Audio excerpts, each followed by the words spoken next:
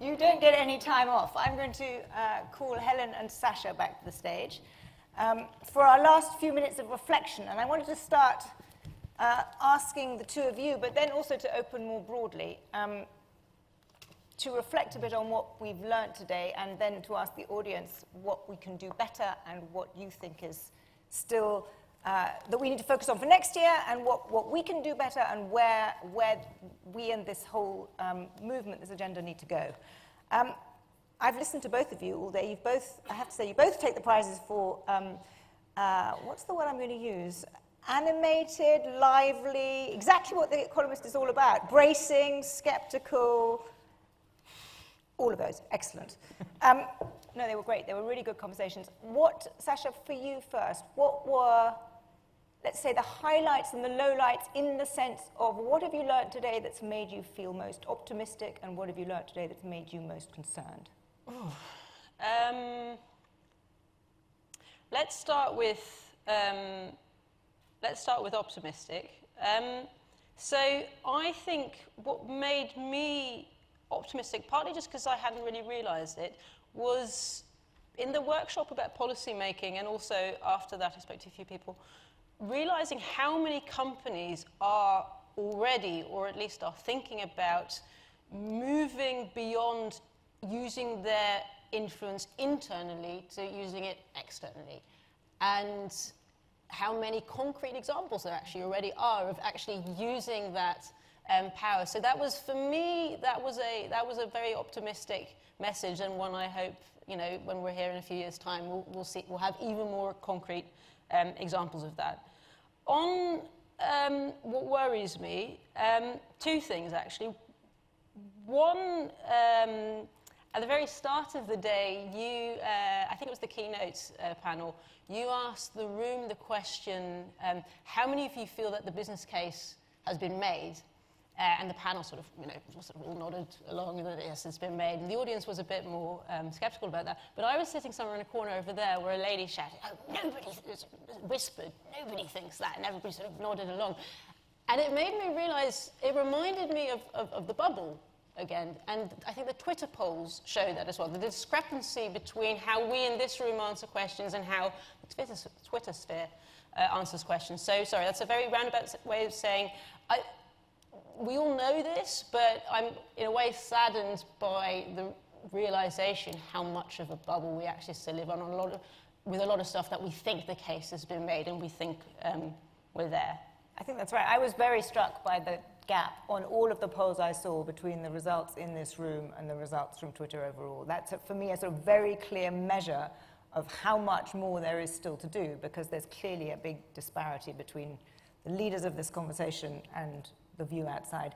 Helen, what was your, what made you optimistic, and what made you most concerned?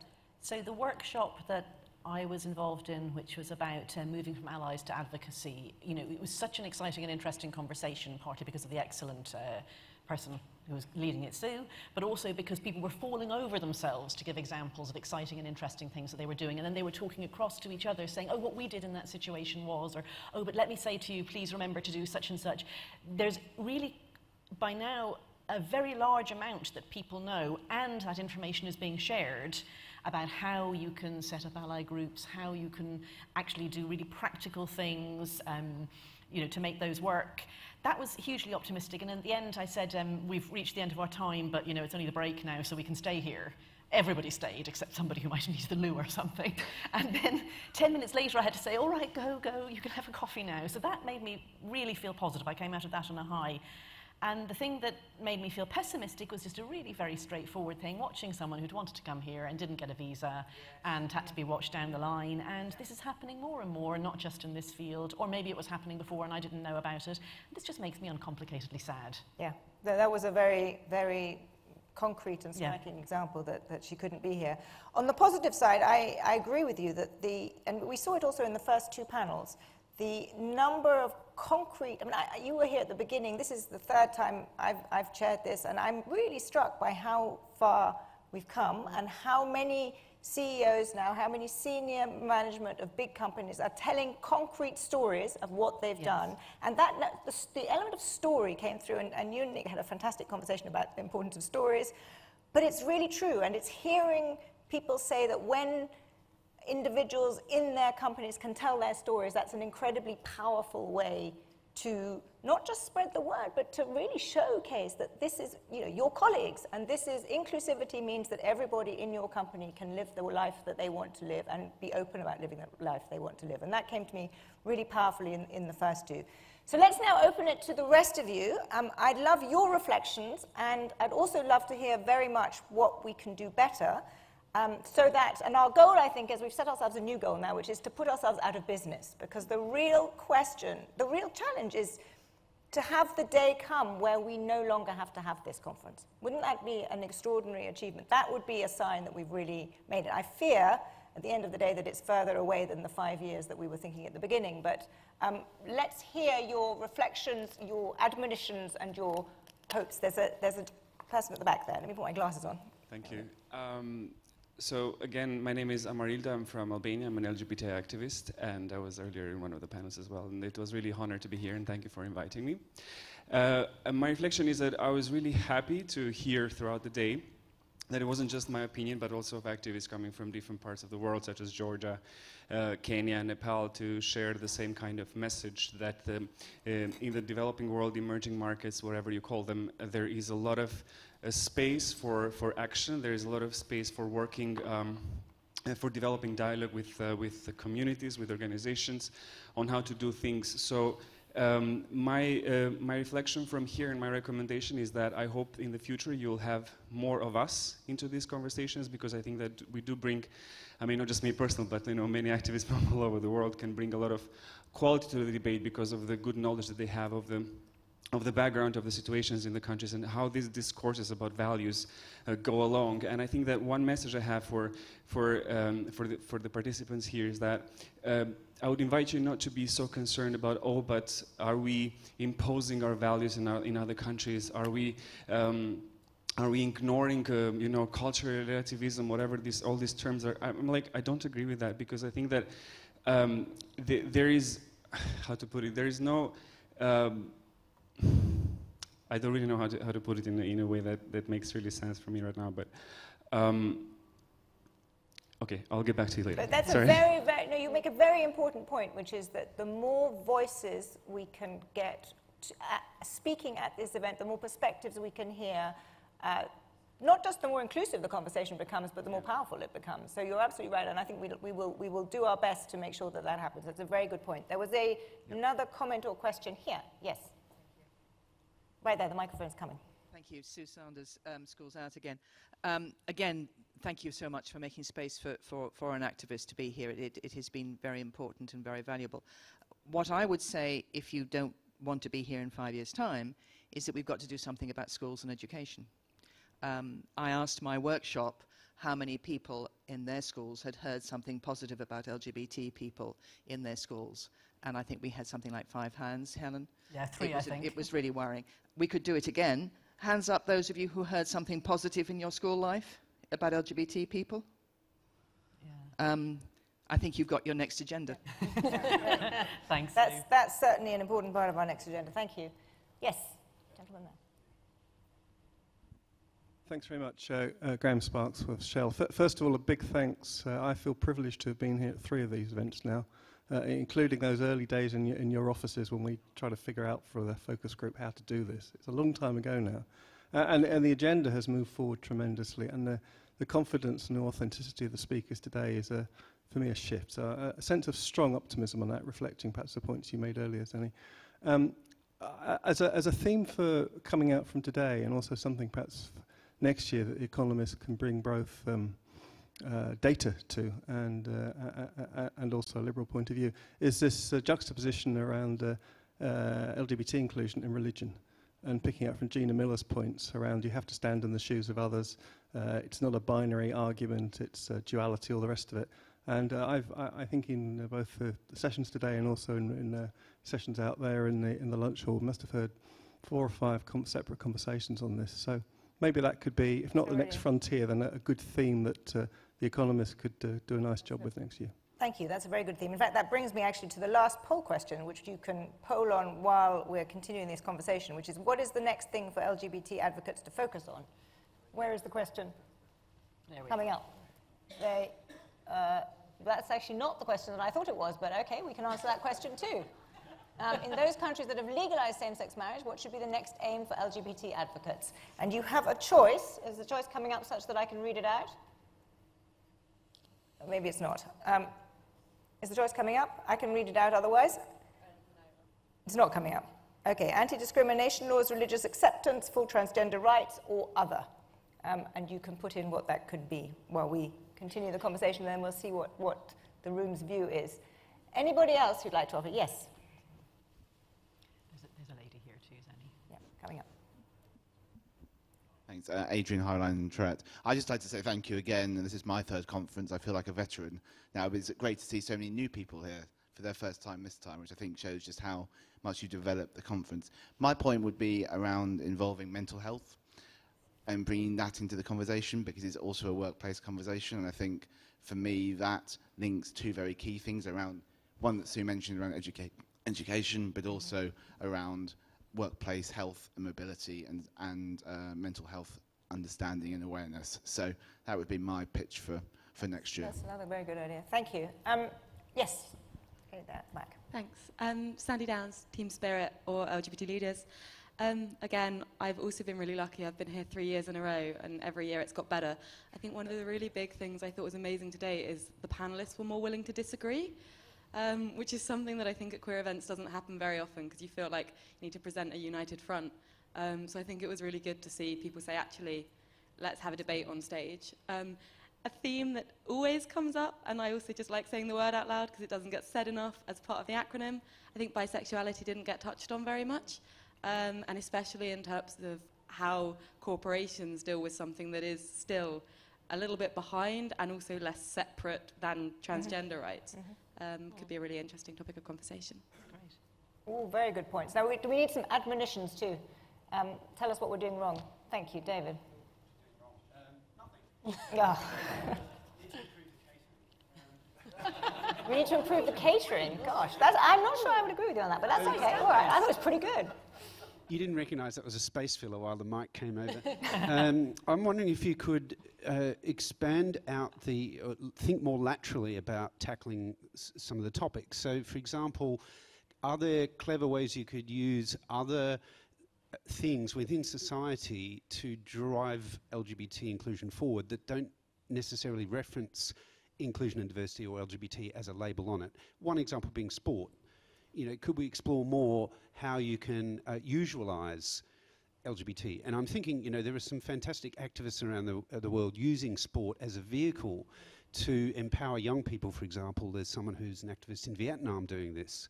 There are, in Eastern Europe, I know Adrian and I are involved in the LGBT international powerlifting competition, and it's fully trans and non-binary inclusive.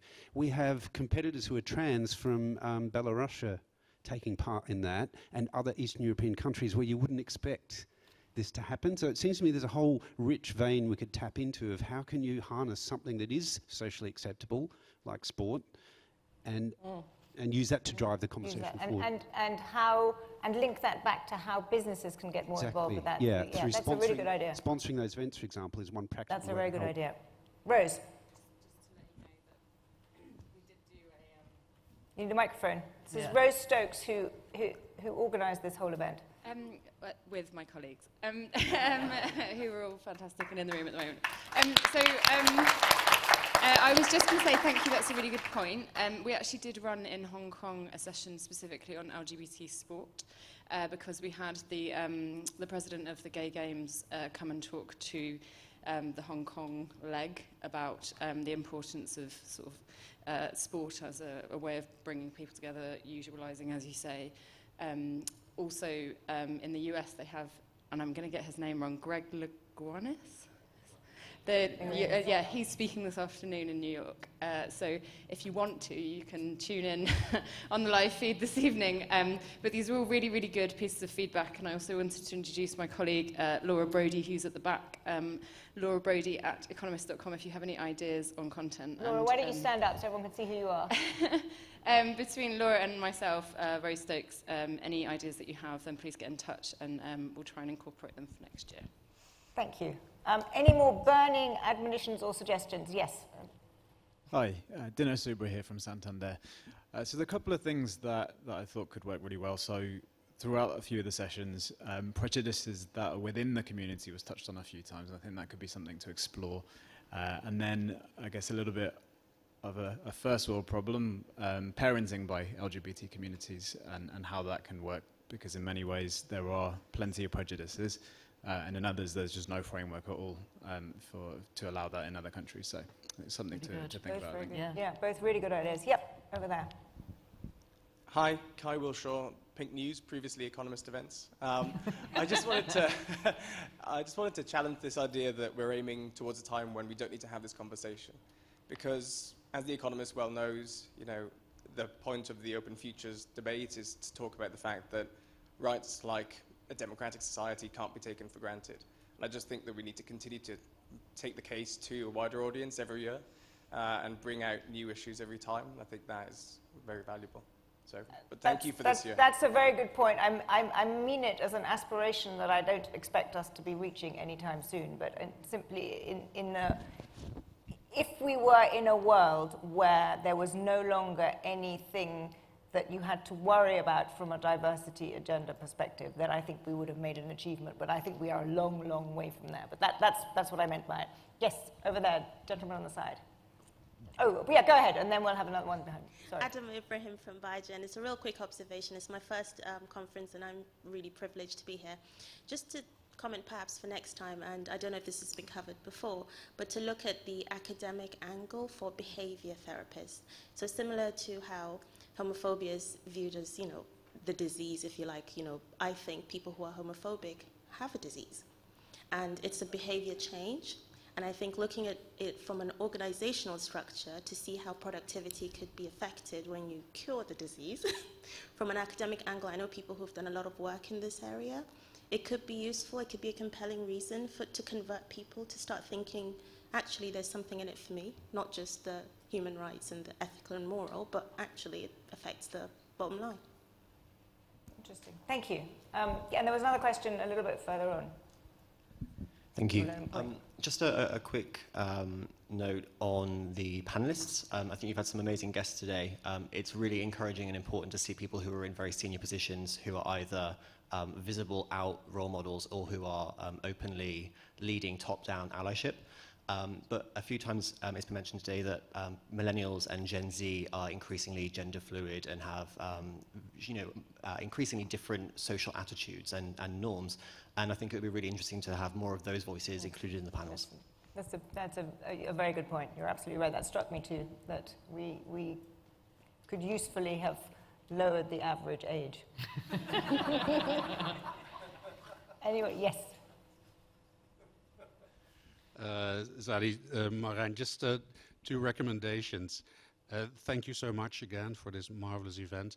I think we need first more companies actually to support this financially, not just attend and speak, but support this event. I would really encourage others to consider that for the next year. And secondly, I'd love to take it a little bit outside of the UK, having leaders in emerging markets telling us here on what they do, what is not working yet, and how we could actually support them. That's something I would really see next year on the agenda. Thank you. That would be great. The former, of course I agree with you. That's also partly the ball is in your court. I mean, it is, the more, crudely put, the more support we have this, but the more ambitious we can be in what we do. And we would love to do this more ambitiously, but there is a kind of prerequisite there that we need the support of people to help us do that. But I completely agree with that. Anybody else? I think we're coming to the end of a long day, a terrifically engaging day. Thank you all. Thank you all for being here. I'm going to thank our sponsors, which is extraordinarily important. I said it this morning, I say it again, we could not do it without you. Alex Partners, Morgan Stanley, T. Rowe Price, and William Blair, all global supporters, regional supporter IBM. Thank you to all our moderators. Alex Selby-Booth, our head of data journalism, I don't know if you were in his session this morning, was fantastic. Adam Smith, our audience engagement editor, is here somewhere. And the 2 of you, Helen and Sasha, thank you. You were both fantastic. There is a Facebook Live event and drinks with The Economist. For those of you who have the energy and appetite, it's going to be really fun in Soho tonight. You're all welcome. Rose will tell you exactly where it is. And please, one other thing, fill in the feedback survey. We've had a lot of feedback from you here. Thank you very much for that. But if there's anything else that you, with the admonitions that you perhaps didn't feel comfortable saying to me in person, you can write them down. They're really, really helpful. We take that very seriously. It helps us make a better event next time. But it was, as always for me, Pride, a kind of uplifting, challenging, and ultimately very optimistic event. And I'm really delighted to have been here, delighted that we could do it again, and see you all next year. Thank you.